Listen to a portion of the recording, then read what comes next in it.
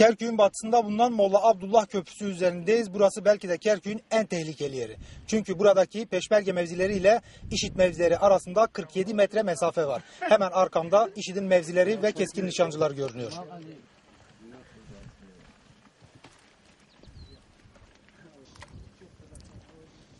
Tamam serbest. Buraya işte serbest. Evet.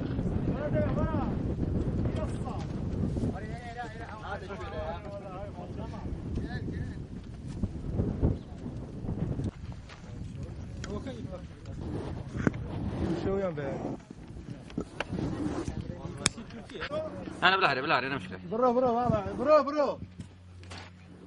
برو تعقنا بيش بدك. كان رسم ما أدري. مخنا يا رب.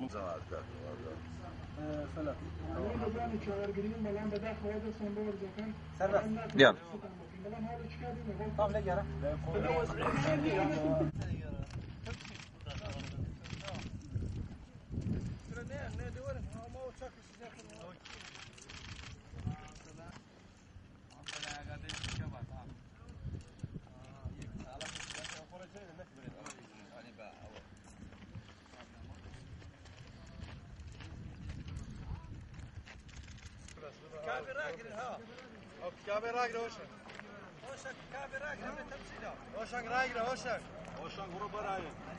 Burası IŞİD mevzilerine en yakın peşmerge mevzisi. Aralarında tam 47 metre var ve peşmerge birlikleri IŞİD'den gelecek saldırıları önlemek için sık sık bu bölgede devreye atıyor.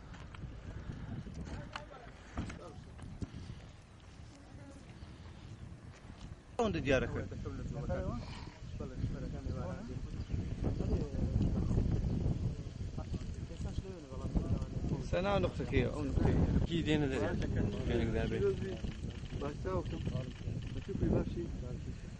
سياري دبابو ما بابوش كان يا بابوش لا. لينا لا دوش كيس سياري دوش كيس سياري دوش كيشان لدي ثابته عادي لو دي حامودي دوش كيش